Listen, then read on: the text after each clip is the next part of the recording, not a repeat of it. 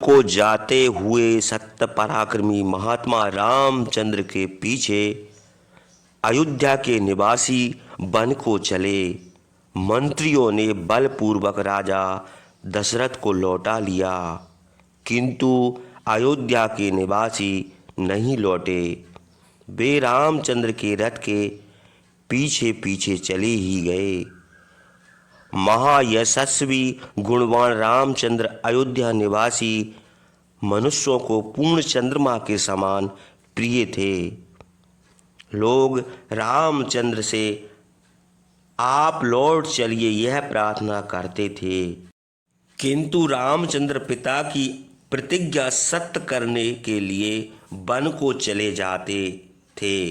बहुत दूर जाने पर रामचंद्र ने अपने पुत्रों के समान अयोध्या निवासियों की ओर स्नेह की दृष्टि से देखकर उनसे कहा, हे सज्जनों, तुम लोग जैसा स्नेह और सम्मान मेरा करते हो, वैसा ही भरत का स्नेह और सम्मान करो।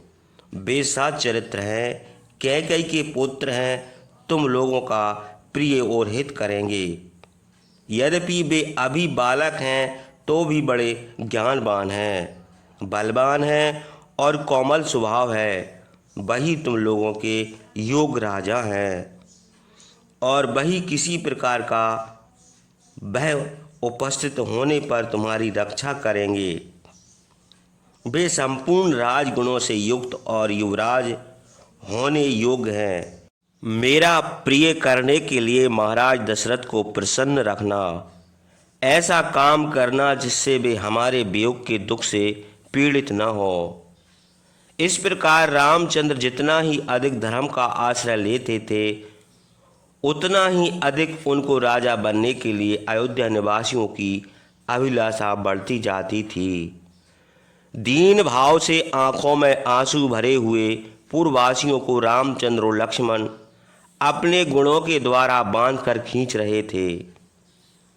उसी समय वायोवृद्ध, ज्ञानवृद्ध, तपोवृद्ध ब्राह्मण, जिनके सिर पर बुढ़ापे के कारण कांप रहे थे, दूर से पुकार कर रामचंद्र के रथ में जुते हुए घोड़ों से कहने लगे, हे घोड़ों, तुम अपने स्वामी रामचंद्र का हित करो, अब आगे ना जाओ, शीघ्र लौट चलो।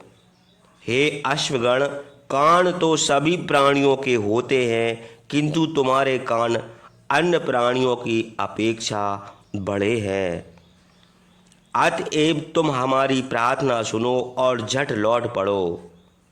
तुम्हारे स्वामी रामचंद्र विशुद्ध आत्मा, वीर और सत्य प्रतिज्ञ हैं, इसलिए तुमको इन्हें नगर से निकाल देना धर्म के अनुसार उचित नहीं है, बल्कि नगर को लौटा ले चलो, तुम्हारा कर्तव्य है। इस प्रकार दीन भाव से ब्राह्मणों की पुकार सुनकर रामचंद्र रथ से उतर पड़े। सीता और लक्ष्मण के साथ धीरे धीरे पैदल चलने लगे। वे सच्चरित्र दयावान रामचंद्र ने देखा कि पैदल जाते हुए ब्राह्मणों को मैं रथ पर समझा बुझा कर नहीं लौटा सकता, इसलिए वे रथ से उतरकर पैदल वन की ओर चले। ब्राह्मणों ने जब देखा कि रामचंद्र रथ से उतरकर पैदल जा रहे हैं, तब वे दुखी होकर उनसे कहने लगे, बेटा, ये सब ब्राह्मण निष्ठ ब्राह्मण तुम्हारे पीछे चले आते हैं। ब्राह्मणों के कंधे पर चढ़े हुए अग्निदेव भी तुम्हारे पीछे आते हैं। यह देखो, वाजपेयी यज्ञ में प्राप्त हम लोगों के यह छत्र, जो शरद काल के मेघों के समान श्वेत वर्ण है, तुम्हारे पीछे आते हैं। तुम्हारे छत्र नहीं है, इसलिए जब तुम धूप से पीड़ित होगे, तब हम लोग इन छत्रों द्वारा धूप से तुम्हारी रक्षा करेंगे। बेटा, अभी तक हम लोगों को बुद्धि वेद मंत्रों के अभ्यास में लगी थी, किंतु इस समय हम लोगों ने तुम्हारे लिए अपना मन वनवास में लगा लिया है। वेद ही हम लोगों के परम धन हैं, वे हमारे हृदय में भरे हैं।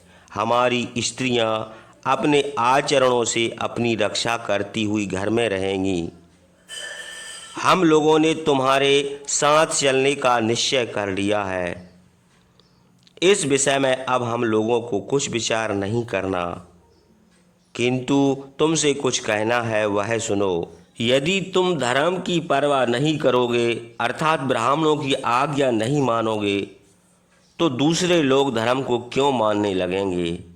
हे धर्मात्मा, देखो हम लोग हंस समान सफ़ेद वाल वाले सिरों से जो पृथ्वी में लौटने के कारण धूल से भर गए हैं, तुमसे प्रार्थना करते हैं कि तुम लौट चलो। बेटा, हम लोगों में से अनेक ब्राह्मण यज्ञ का आरंभ कर चुके हैं, किंतु उन यज्ञों की समाप्ति तुम्हारे लौटने पर ही होगी। स्थावर जंगम सब प्राणी तुम पर श्रद्धा रखते हैं, वे सब तुमसे लौट चलने की प्रार्थना करते हैं। इसलिए तुम लौटकर उन भक्तों के प्रति स्नेह प्रकट करो। वृक्ष अपनी जड़ों से स्थगित हैं, इसलिए तुम्हारे पीछे नहीं आ सकते, किंतु वे भी वायु के वेग से ऊंचे उठकर मनो रो रहे हैं। ये पक्षी भी अपने खाने की फिक्र छोड़कर वृक्षों के ऊपर एक स्थान पर बैठे हुए सब प्राणियों पर दया करने वाले तुमसे लौटने की प्रार्थना कर रहे हैं। इस प्रकार वृद्ध ब्राह्मण रामचंद्र से लौटने की प्रार्थना कर रहे थे। उसी समय रामचंद्र को रोकती हुई तमसा नदी देख पड़ी। सुमंत्र ने रथ खड़ा कर दिया, थके हुए घोड़ों को रथ से खोल दिया, उनको पानी पिलाकर और नहलाकर तमसा के किनारे टहलाया। रामचंद्र ने उस रात को उसी स्थान पर ठहरने का निश्चय करके सीता की ओर देखकर लक्ष्मण से कहा, हे लक्ष्मण, आज ही मैं वनवास के लिए घर से निकला हूँ। हम लोगों के वनवास की आज पहली रात है। तुम्हारा कल्याण हो, तुम घबराओ मत। यह देखो, मृग और पक्षी अपने अपने स्थानों में आ गए हैं।